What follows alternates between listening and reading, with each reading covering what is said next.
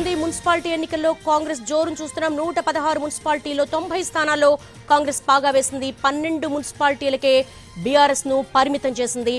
Breaking news చూస్తున్నాము. 12 మున్సిపాలిటీల్లో హంగు కనపడుతూ ఉంది. ఈ ఇండిపెండెంట్ అభ్యర్థుల్ని ఏ పార్టీకి ఆ పార్టీ క్యాంపులకు తరలిస్తున్న దృశ్యాలు చూస్తున్నాము.